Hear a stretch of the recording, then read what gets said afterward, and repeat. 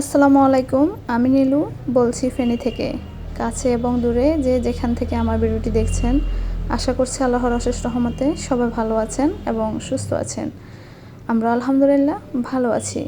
চলে আসলাম রমজানের আরও একটা নতুন ব্লগ নিয়ে। আশা করছি আজকের ব্লগটা আপনাদের ভালো লাগবে। শুরুতে একটা লাইক দিয়ে ভিডিওটা দেখে স্টার্ট করুন।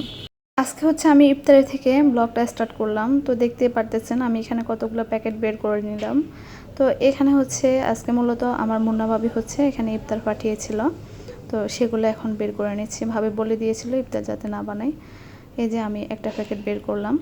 তো একটা প্যাকেটের মধ্যে ছিল পেঁয়াজি, বেগুনি, তারপর হচ্ছে আলু চপ, খেজুর, চিকেন ফ্রাই, বুট, জিলাপি, পায়েস, মুড়ি সব কিছুই ছিল।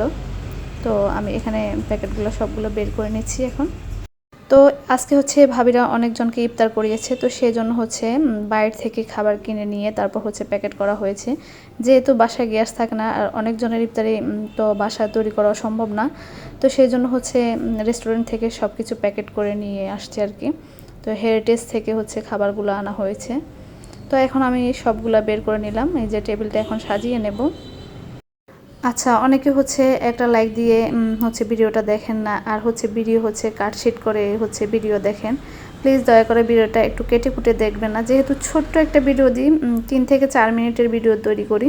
যেহেতু রমজান মাস তেমন একটা সময় পাচ্ছি না ভিডিও করার, সেই জন্য ছোটো ছোটো ভিডিও দিচ্ছি। তাও যদি আপনারা কেটে কুটে ভিডিও দেখেন তাহলে আসলে একদমই ভালো লাগে না। সো প্লিজ দয়া করে সবাই পুরো ভিডিওটা দেখবেন। তারপর এখানে ভাগিনা সুজন হচ্ছে মিষ্টি পাঠিয়েছে। তো সুজন হচ্ছে তার ছেলে হয়েছে, সেই জন্য আমাদের জন্য মিষ্টি পাঠালো আর কি, আমাদের পরিবারের সবার জন্য। তো আমি সবাইকে দিয়ে দিয়েছি, আমাদেরগুলো রেখে দিয়েছি আর কি। আর সুজনেরা হচ্ছে আমেরিকা থাকে, তো ওদের নানার বাড়িতে হচ্ছে পাঠিয়েছে আর কি। তো সজীব হচ্ছে পাঠালো মিষ্টিগুলা। তো তো ভাবা যায় ওরা হচ্ছে আমেরিকা আছে, আমরা এখানে বসে মিষ্টি খেয়ে নিচ্ছি আলহামদুলিল্লাহ। যাই হোক, ওর ছেলের জন্য অনেক অনেক দোয়া রইল, নবজাতকের জন্য। আল্লাহ যাতে ওকে সুস্থ রাখে, ভালো রাখে, নেক হায়াত দান করে আর কি।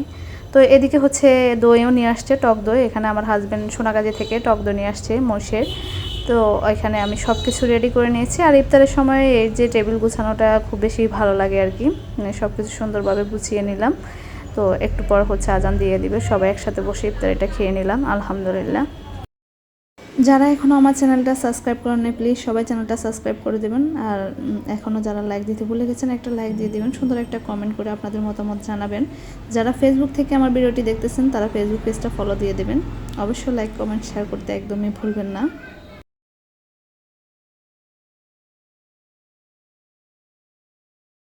আর এটা হচ্ছে রাতের ভিডিও আর কি। তো আমরা হচ্ছে এশার তারাবি নামাজ পড়ে তারপর হচ্ছে একটু মার্কেটের দিকে আসলাম। আসলে রমজান মাসে আমার মার্কেটে বের হতে একদমই ভালো লাগে না। আমি রমজানের আগে কেনাকাটা করে ফেলেছি। তো এখন শুধু সামান্য কিছু কেনাকাটা করব গিফটের জন্য, তো সেই জন্য হচ্ছে আশাই লাগলো। তো আমি হচ্ছে রাত্রে এশার তারাবি নামাজটা পড়ে তারপর হচ্ছে মার্কেটের দিকে আসলাম। আমরা এখন গার্ডেন সিটির ভিতরে চলে আসলাম। তো এদিকে এসে দেখতেছি একজন সেলিব্রিটি আপুর সাথে দেখা। তো এনাকে আমাদের ফেনীর মানুষই চিনবে, উনি হচ্ছে সুবর্ণা আপু। তো আপু হচ্ছে এখানে গিফট দিতেছে। এখানে প্রতিদিন হচ্ছে প্রশ্ন করা হয় যারা শপিং করতে আসে তাদেরকে আর কি। তো প্রশ্নের সঠিক উত্তর দিলে হচ্ছে একটা করে গিফট দেওয়া হয়।